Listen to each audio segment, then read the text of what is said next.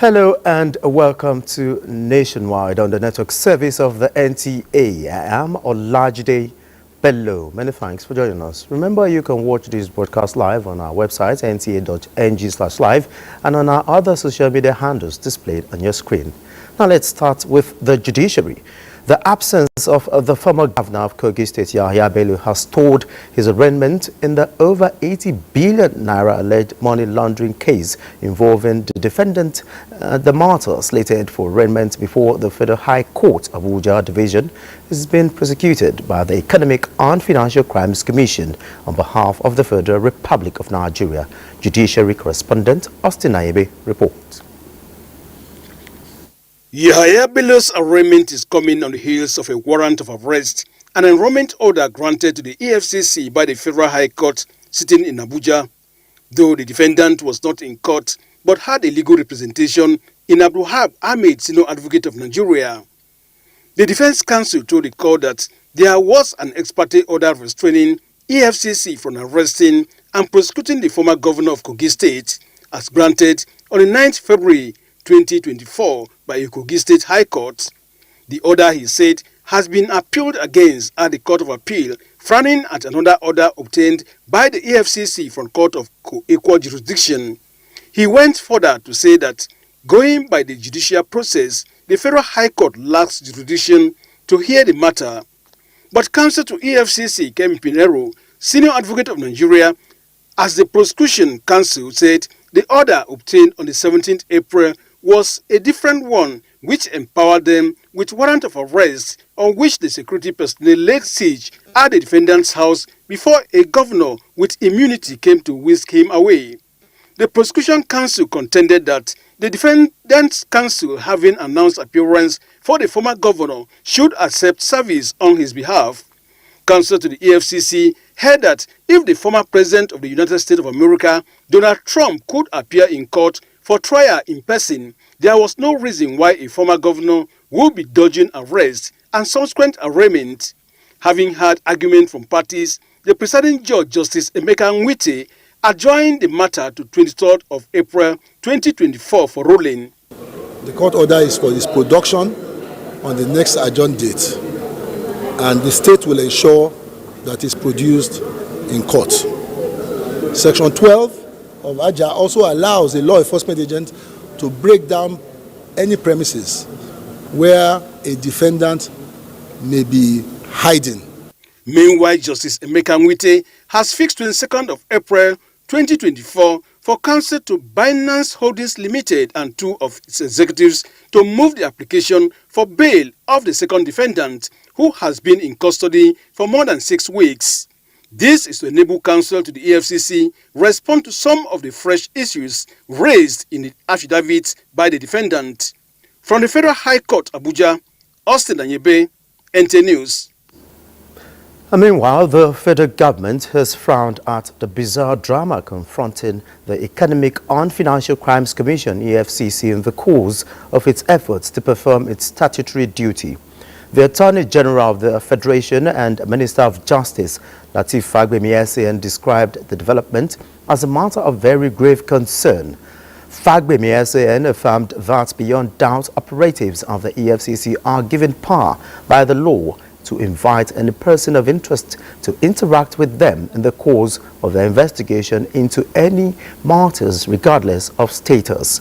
The Attorney General of the Federation affirmed that any suspect being invited by the EFCC is bound under the law to honor the invitation. Lateef Fagbemi also frowned at the situation where public officials who are themselves subject of protection by law enforcement agents will set up a stratagem of obstruction to the civil and commendable efforts of the EFCC to perform its duty.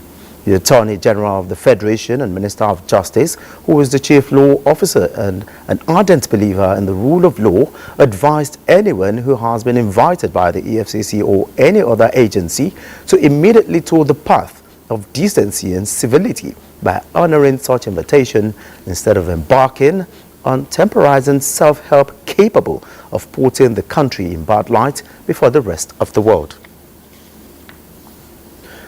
And away from the judiciary, the resumption of plenary at the Senate, which was earlier postponed to Tuesday 23rd April 2024, has further been postponed to Tuesday 30th April 2024 at 11 a.m. Chairman, Senate Committee on Media and Publicity, Senator Yemi Adaramodu, while confirming the postponement, explained that the shift is to enable completion of renovation as it anticipated that plenary sitting will be held at the main chamber of the Senate upon resumption. Meanwhile, the House of Representatives has announced a further shift of resumption date from its current recess. The House will now resume plenary on Tuesday, April 30, 2024. House spokesman Akin Rotimi says the new resumption date is aimed at giving lawmakers more time for constituency outreach to secure adequate input in the constitution review process. He says the shift in resumption of plenary will also enable the Green Chamber prepare adequately for forthcoming legislative summits on the state, police, tax reform and digital transformation. And talking energy, the World Bank says more than 500 million people in sub-Saharan Africa are at risk of being left out of access to electricity by 2030. What will it take to achieve energy access for the continent? This is what leaders in Africa are meeting in Washington, D.C. to answer. Muplang Dakok reports. The world faces energy crisis, but leaders here say Africa is where the energy access battle will be won or lost. The World Bank, with other partners, is deploying innovative financial and technical solutions for accelerating electrification for the continent. But I'm going to be very focused on KPIs and measuring and ensuring that our corporate scorecard will show the output of these commitments, the output of these efforts, the output of the funding, the output of the work with government. So I'm kind of focused on getting it done. Representatives from Nigeria are expectant. Look, energy is like blood inside of your body, right? You got blood, you live. Economies thrive on energy, right? There's a direct correlation between the GDP growth you're going to have with the amount of energy you are able to develop. In Keto Electric today, we're already partnering with about 17 off-grid solution providers, and I know a lot of the other utilities in Nigeria are doing the same. And so it's a focus for Nigeria, it's a focus for the government, and if we do this collaboratively, we will achieve that objective. Discussions focused on what it will take to scale up the solutions and investments that will help connect millions and transform African economies. African leaders today at Energizing Africa believe that the energy challenges of the continent are multifaceted and need collaboration. From Washington, D.C., Muplang Dakok, NTA News. Global central banks have agreed to begin cutting interest rates in the second half of this year. While that is in the offing, Governor of the Central Bank of Nigeria, Olayemi Kadosu, has vowed to ensure that Nigeria has a market that operates on its own and doesn't need defending. Muplang Dakok reports that the CBN governor, who spoke on crystallizing change, reforming monetary policy in Nigeria at the IMF and World Bank meetings in Washington, D.C., also assured participants that not having foreign exchange liquidity will soon become a thing of the past in Nigeria, as the Apex Bank will ensure sufficient liquidity in the forex market.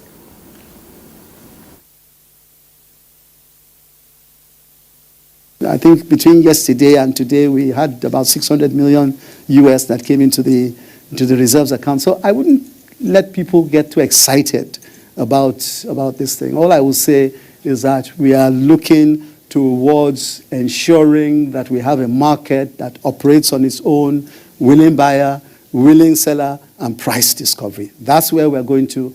The shifts you've seen in our reserves has really, little or nothing to do with defending any naira, and that's certainly not our objective. On the issue of inflation, the governor says as global inflation falls, monetary and fiscal sides in Nigeria are collaborating to tame inflation. Over the course of the past 6 months, we've traded up to $1 billion. This is FX liquidity. Yes. So the FX liquidity has certainly, taken a center stage, quite frankly, in the activities of the monetary side. And I think people see that. They see the exchange rate coming down.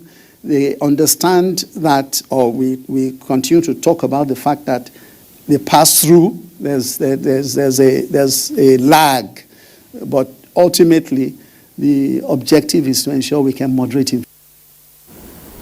And back in Nigeria, the federal government says it is fostering a vibrant market for Nigerian-made goods and services.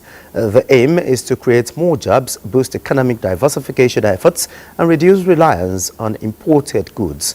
Kenneth Nanim reports. Successive administrations in Nigeria have campaigned on reversing overdependence on oil, which projects Nigeria as a mono-economy. To solve this problem, emphasis has been on improving productivity in the extractive and manufacturing industries, agribusinesses, and other domestic competencies that will boost the exportation of goods and services. Made in Nigerian goods are world standard goods anywhere, anytime. And it's good that we are going to showcase these goods and services all over the globe so that we gain recognition outside, and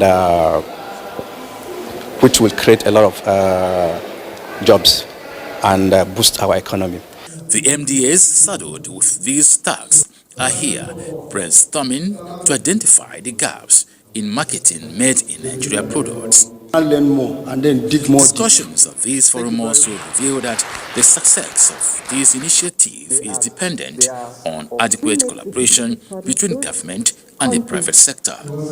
To drive this initiative, 6 countries, including South Korea, Canada, Japan, and France, have been selected for the event.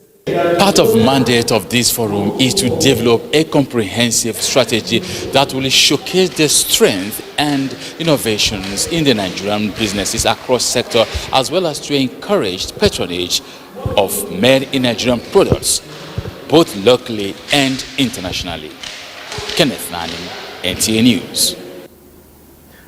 Now talking digital economy, efforts are on to enhance Nigeria's digital infrastructure, which will lead to secure and seamless data exchange capabilities. At a meeting between management of the National Identity Management Commission, NIMC, and the National Information Technology Development Agency, NITSDA, agreements were reached on a national public key infrastructure and digital public infrastructure, which will enhance synergy between digital identity and payment ecosystems. NIMC to see how we can come up with a framework for the national public key infrastructure, a framework for a data exchange platform, and how we can work together to build the Nigerian digital public infrastructure stack. The NIN, which is a unique identifier, is basically the foundational identity on which the digital public infrastructure sits on. So it's important that we have to harmonize together to advance the course of technology in Nigeria. Azu reports that a 12-man committee has now been set up to ensure a smooth implementation of the initiatives within 4 weeks. And away from digital economy, to accelerate the inclusion and empowerment of the older population in the country, the Minister of Budget and Economic Planning, Atiku Bagudu, advises the National Senior Citizen Center, NSCC, to incorporate best practices in the National Plan of Action to aid the protection of the aged. This was at an orientation, consultation and capacity enhancement workshop on domestication of the NSCC Act 2017 for state commissioners and directors of social welfare whose purview aligns with geriatrics. Established by the National Senior Citizens Center Act 2017, the NSCC has remained committed to identifying the needs of senior citizens, and one of the ways is constant engagement to build capacities of stakeholders to cater to the needs of the elderly. The ministry will be very happy to get any input that will enrich our national planning and even share it with states, because of the coordinating mechanism as well as the annual budget cycle. Equally so important is empowering citizens to hold the government accountable while advocating for enhanced services for older persons. There is need for equity and inclusion of older persons truly in sustainable development. There is the need to shift the paradigm from looking at issues of older persons as if it were a distraction from the core issues of development. As they deliberate on policy documents guiding the mandate of the agency, they are expected to come up with adoptable strategies to make grace more appreciated. Elizabeth Omori, NTA News. Now talking agriculture, to achieve decarbonized food system and make farming resilient to climate shocks, Anambra State government is preaching regenerative agriculture for improved soil fertility, water retention and reduced erosion, all aimed at boosting food production. And Chinyere Fesiokoye reports. Regenerative agriculture, which the Anambra State government is currently preaching through the Ministry of Agriculture, is an evolution of conventional agriculture, reducing the use of water and other inputs and preventing land degradation and deforestation, among other gains, while making farming more attractive, productive and profitable. We must take another look at the way we practice agriculture. We can't carry on with the method that brought us to where we are and expect that something will suddenly change. We are preaching regenerative agriculture. It is only through agriculture that we can actually solve majority of our problems, not only by feeding, but also by being productive in every way. Agriculture in Nigeria is the best alternative to the oil we are having here. Respondents say there is absolute need to reduce the use of synthetic fertilizers and pesticides, which have negative impacts on the environment and human beings. The Creator has given us the wisdom to deal with whatever the problem on earth. And climate change, being that is caused by nature, by the Creator, we have no fear at all. All we are concerned is food production. Nature is fantastic. It doesn't want much of anything, but little bit of everything. And these are found in greens, fruits, and nuts. Experts say the key practices associated with regenerative farming are cover cropping, no-till farming, rotational grazing, composting, and diversifying crops. In Oka, Chinyere Fesi Okoye, NTA News. Time now to join Benson Sadebe to talk more on regenerative farming. Benson, what efforts is government making to encourage the farmers to adopt regenerative farming, and how are the farmers in the state responding to this innovation? Thank you, Olajide, and welcome to Oka, the Anambra State capital. The government of Anambra State is making concerted efforts in this direction as they have mapped out veggie groups in the state, whereby they are taking the message down to the rural communities, telling them the impact of regenerative agriculture to human health. If you can believe to me that research has shown that the current system of agriculture is wreaking havoc on both humans and the ecosystem, and this is the reason the Anambra State government is championing the transition from commercial-based agriculture to regenerative farming.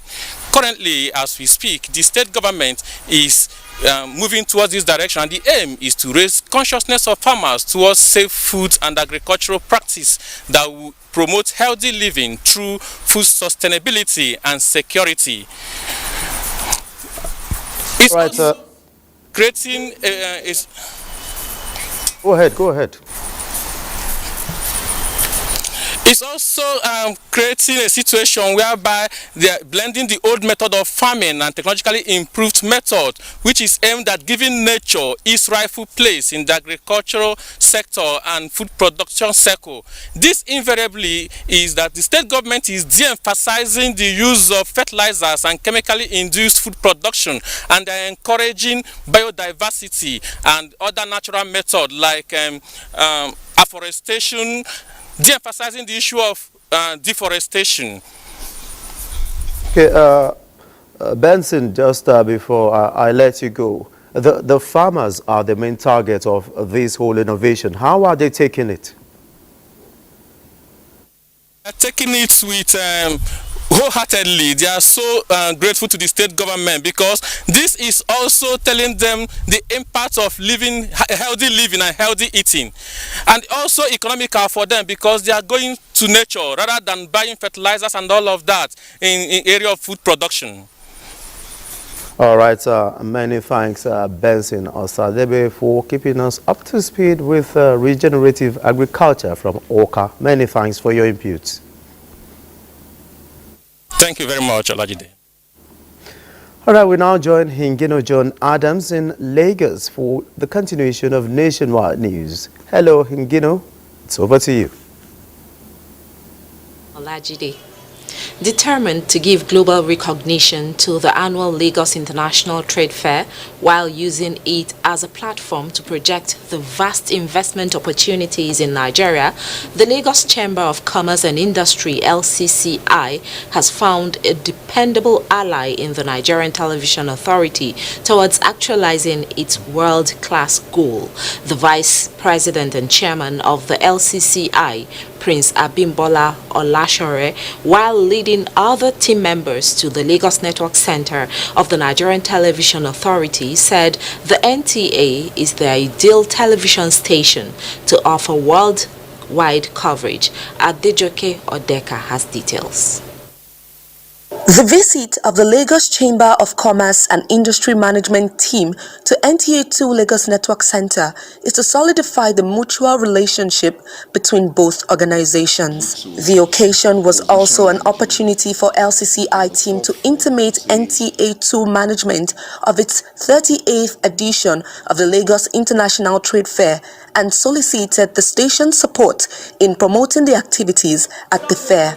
Leader of the delegation and Vice President of LCCI, Prince Abimbola Olashore, said the importance of the synergy between LCCI and NTA2 Lagos Network Center cannot be overemphasized, as it has helped in spotlighting activities of the Lagos Chamber and Commerce industry in time past. It's very important that NTA is part of the International Trade Fair. First of all, I must commend NTA. You've always been part of it, right from when we were at Badagry, so you've always come to showcase what we do there.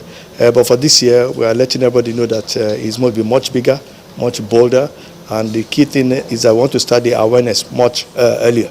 The Zonal Director, Nigerian Television Authority, Lagos Network Center, Nick Onyeshi, who acknowledged the mutual relationship between the two organizations, said the move by the LCCI is necessary in order to attract more investors to the trade fair. We are giving a commitment that we partner with the LCCI to promote the upcoming Lagos International Trade Fair. We are not just promoting the Lagos International Trade Fair, we are also promoting Nigeria.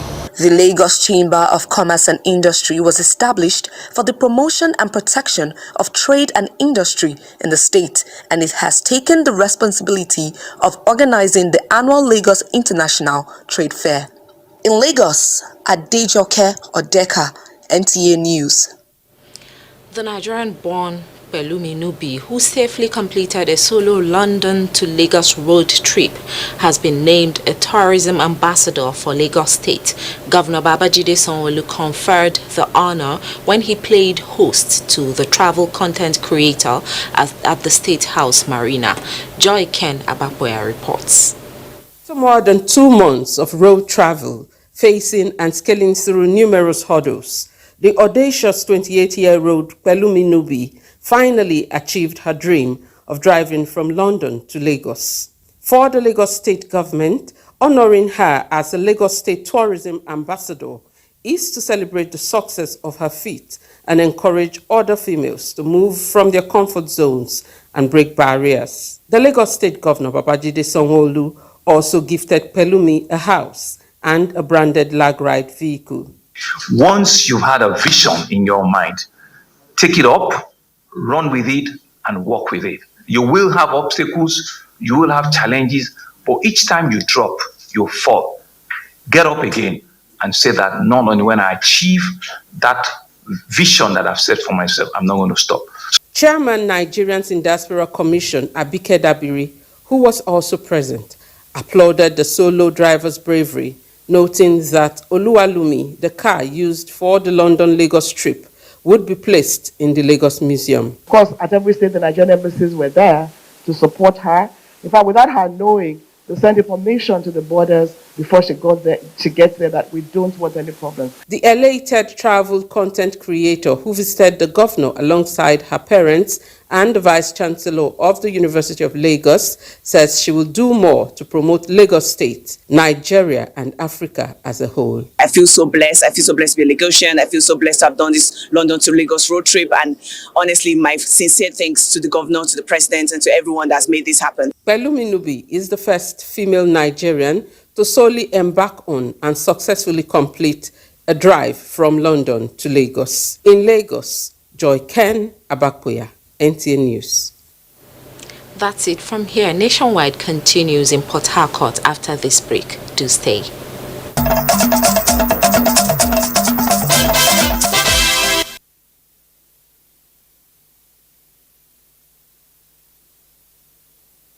To Port Harcourt.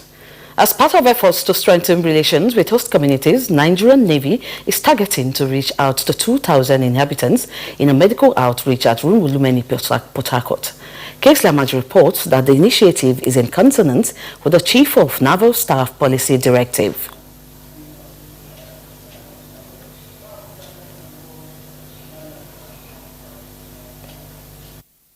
Away from its constitutional military operations of safeguarding Nigeria's territorial waters and protection of the nation's critical assets in the maritime domain, the Nigerian Navy ship Pathfinder is in its host community, Rumulumeni, for medical outreach.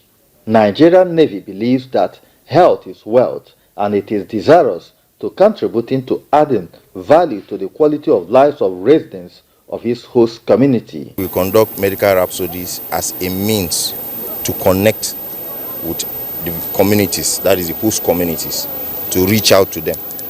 Because like education, health is also a key and important sector in governance. From general health examination, dental and eye test, drug administration to immunization, the Nigerian Navy is targeting all class of residents. Our target is as high as 2,000. We have done that in Opobotam. This is Rumulumeni Kingdom. We are going to extend it to other communities. This elderly woman has lived with an eye condition for the past 2 years. The Naval Medical Outreach offers her a relief from that condition. As we come here this morning, they check us both BP and everything pertaining our body, and they give me glass. I'm grateful. See my medicine here, and the whole members of Rumulumeni Kingdom that came here, both non-indigenous, we are free, we are all one. Being a strategic player in Nigeria's security sector, the Medical Rhapsody is a strategic platform to strengthen the naval-civil-military relations. In Port Harcourt, Kingsley Amajiri, NTA News. The ongoing Ring Road project commenced by Rivers State government is receiving commendations from Port Harcourt residents. They are optimistic that numerous benefits will abound from the project for the citizenry. Ijama Weke visited the project site and now reports. Good road network plays a very significant role in the development of cities. In Port Harcourt, the challenges of accessing different areas will soon become a thing of the past when the construction of the Ring Road mega project is finally completed. The road is designed to link 6 local government areas of the state. A visit to the construction sites reveals that at Rumekini axis, the flyover is already standing with the slabs being laid. This is flyover 1 in Ozoba. They are doing drilling. This is the last abutment 0 that they are drilling now.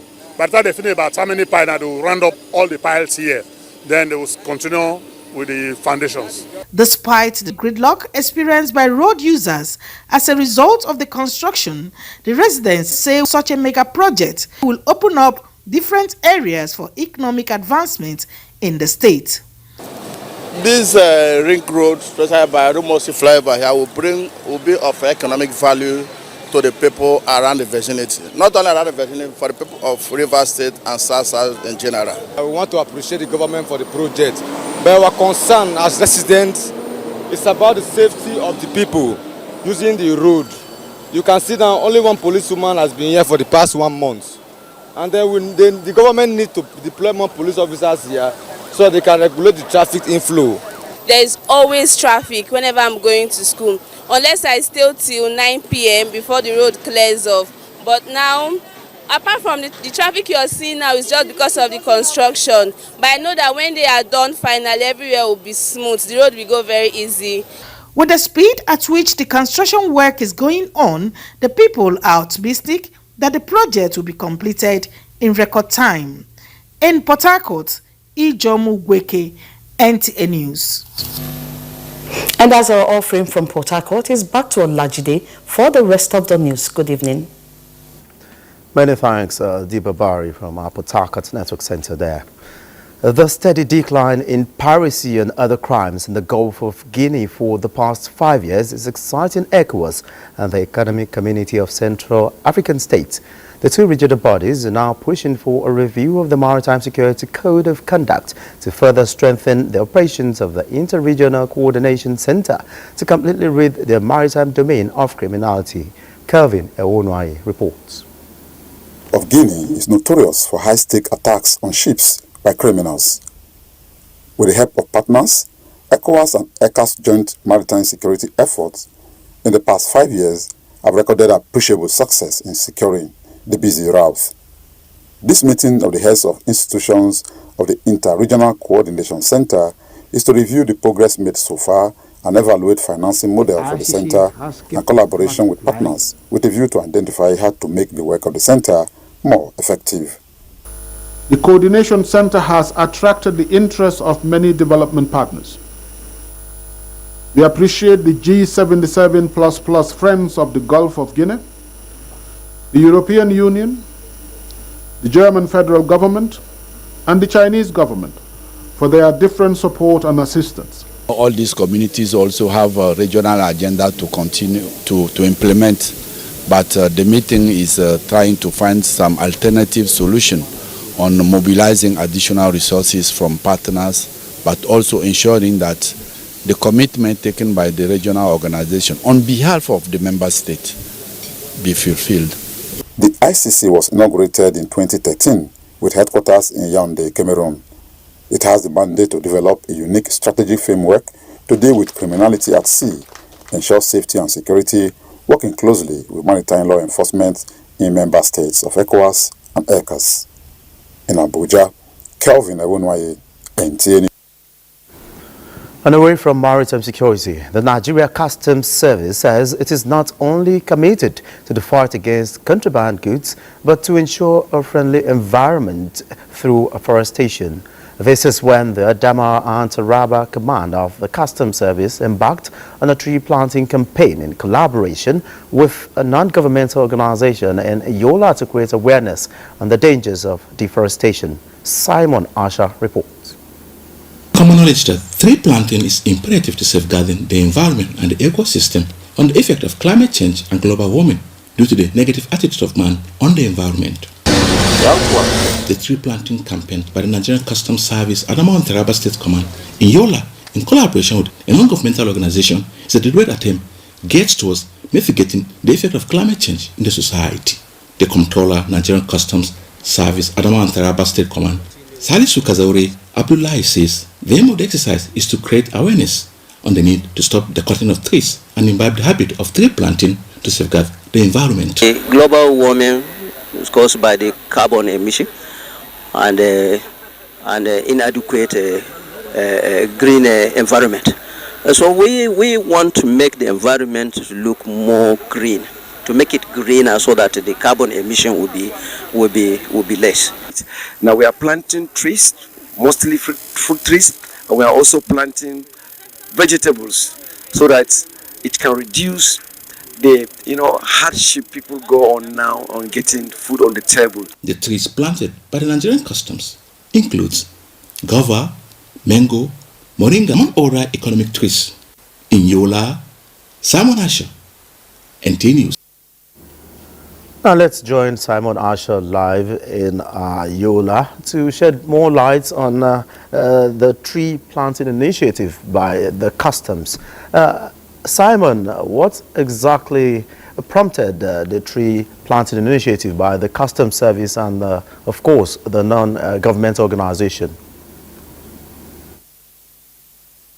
The fight against global warming and among other climate change in the society is not a one-man's business. All hands must be on deck so as to mitigate the effect of global warming and climate change. That is why the Nigerian Customs Service, Adamawa State and Taraba State Command, in collaboration with a non-governmental organization, came together to flag off the tree planting campaign so as to create awareness to the general public on the need for them to imbibe the habit of tree planting so as to safeguard the society from global warming, among other unwholesome acts of human activities towards the environment. And with me is the Public Relations Officer of the Nigerian Customs Service, Adamawa and Taraba State Command, DSP Naomi Titus, to throw more light on the development. The Nigerian Customs Service Adamawa Taraba Area Command, in collaboration with non-governmental organization, today joined the non-governmental organization in order to plant the trees to control erosion, climate change, environmental awareness, education and awareness, conservation, and what have you.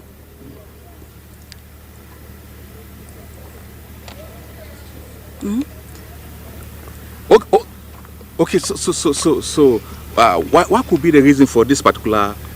What could be the reason for this particular gesture by your command? This particular gesture was initiated in order for us to beautify our office, to make our office green and beautify the spaces, and to control the erosion and other security. Security is not one man business, is for all, and this to control the security of food security, environmental health, and what have you. So that has been the contribution from Yola and from the Nigerian Customs Service, which indicates that, once again, the fight against climate change is everybody's business, as we go back to the studio to meet Olajide in Abuja. Well, many thanks, Simon Asher, there keeping us up to speed about the tree planting initiative from that zone. All right, moving on, the Nigerian Army has reacted to the alleged involvement of two of its personnel in a reported case of theft at the Dangote refinery in Lagos. The Director, Army Public Relations, Major General Onyema Nwachukwu, says the Army is working closely with the management of the Dangote refinery to ensure a thorough investigation into the incident and reassures the public that appropriate disciplinary measures would be meted out to the culprits if found guilty, as no act of criminality will be condoned amongst its personnel.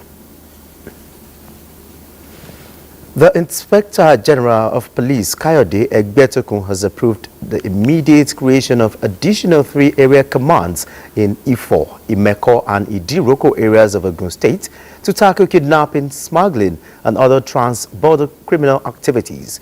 The IGP, who is on an official visit to Ogun State, met traditional rulers and other stakeholders to strengthen partnership that will reduce crimes and ensure efficient policing across the 20 local government areas of the state. Yemi Dalimo reports.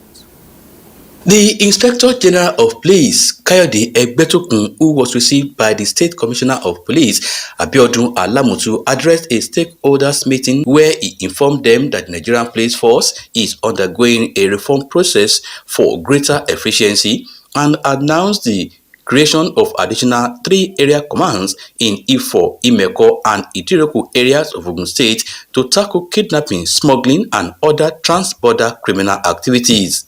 There is a lot of work going on behind the scene to make the state peaceful and to ensure that the state remains peaceful and safe. I appreciate the good work that officers and men of this state command are doing, and I want to appeal to you to continue to do what you are doing. There is a drastic reduction in criminal activities consequent upon the concerted efforts of officers and men of the command. The command has professionally and successfully engaged the men of the underworld and made Ogun State security system potent in terms of violence and other high-profile crimes. The IGP thereafter inaugurated the newly constructed office building for the Ogun State Command at the Eleweron headquarters and the Kayode Egbetokun Police Cooperative Event Center in Okelewu. He was also at the palace of the Alake and paramount ruler of Egba land, Oba Adedotun Aremu Gbadebo, in Abeokuta. Yemi Dalimo, NTA News. Now let's join Fatima Hassan in Makudi for stories making the rounds from that zone. Hello, Fatima. And thanks for joining us in Makudi. As students prepare for the Joint Admission Matriculation Board examination across the country, center managers in Makudi, the Benue State capital, have expressed readiness and assurances of a hitch-free exercise. Moses Ajau Ode, who visited some centers, reports that the final test run of computer systems are ongoing. The 2024 Joint Admission Matriculation Board examination is scheduled to hold in 17 computer-based centers across Benue State on April 19. The exercise is expected to last for a week, with 250 candidates taking part in each section. A visit around CBT centers in Makudi reveals that preparations are in top gear as engineers are working round the clock to ensure a hitch-free examination. We have 250 systems ready for exam, and of course, JAMB stipulates that you must have an extra 20 should in case anyone failed during the exam. So in total, we have 270 systems that are very active here for exams right now. Our preparations are actually in line with, with JAMB, rules and regulations, and the officials from JAMB, they have arrived. We've had meetings with them and taken them around, and they also have seen that we have no challenge. While conducting an on-the-spot assessment of the level of preparations of the CBT centers, Victor Ekwadani commended the center managers for their commitment towards ensuring a hitch-free exercise. Comes like this, you normally have issue with the candidates coming in very late, so we have already marked out modalities to handle such situations, and I believe that the level of preparedness here will usher the exam in a very good light. A test running of systems is ongoing across various centers ahead of the commencement of the examination exercise. In Makudi, Moses Ajau Ude, NTA News. Residents of Lafia, the Nasarawa state capital, have continued to decry the poor power supply situation following the epileptic power supply, which is also affecting their businesses. Despite the inauguration of the Akuba power station and the recent hike in electricity tariff, Ayena G. Alta reports. Efficient public power supply, no doubt, is critical for not only economic development, but quality of life of the people. This is what subsequent regulators and players in this sector have continued to promise without commensurate outcome, as residents and businesses in Lafia, like many other parts of the country, continue to groan under poor power supply. Considering the fact that there is a hike on the electricity stuff, and at the end of the day, the light is not, the current and lot more is not there for us to enjoy, as supposed. We are not enjoying the light. We're only collecting our money.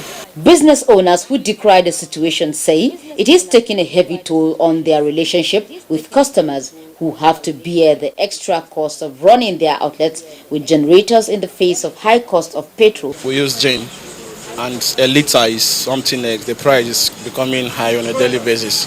Yesterday, fuel oil increase. Black market man at 800, so that's what they say. We used to buy fuel, and now fuel is very cost. As alternative to thermal and hydropower sources, many are appealing for investment in solar energy, which is more sustainable given the location of the country. It could be recalled that recently the nation's electricity distribution company got the approval of the federal government for more than 200% hike in electricity tariff across the country, with the promise of better services. As the situation persists, all that residents could do is to wait for when this promise of better days will beckon. In Lafia, Ayena Alta, NTA. And that's it from Makurdi. Nationwide continues in Abuja after this timeout. Stay tuned.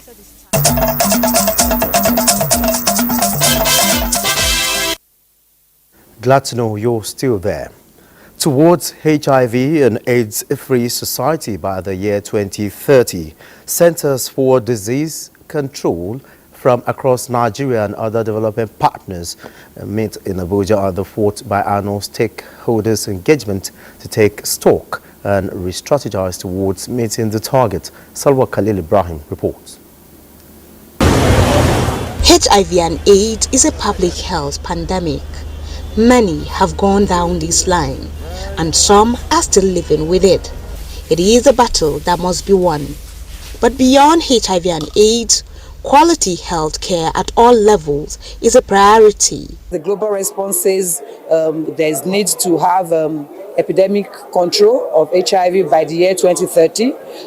And then, of course, there's this global target saying that at least 95% of the general population should know their HIV status. 95% of that population should be able to, access medication. Your efforts to close testing and treatment gaps. In this meeting are international partners as well as state centers for disease control who are marshalling a sustainable roadmap in the areas of HIV epidemic control, vaccination systems, and disease outbreak responses at the subnational levels. So I think Nigeria is poised to really see change in things that are important to people. So reducing child mortality, reducing maternal mortality through immunization. We as Nigerians must think out of the box to say, at the end of it, how do we sustain this program in terms of our detection, treatment, and so on and so forth. 22 states are currently under the sustained intervention in Abuja. Salwa Khalil Ibrahim, NTA News. And that's it on Nationwide. Many thanks for being a part of it. I am Olajide Bello.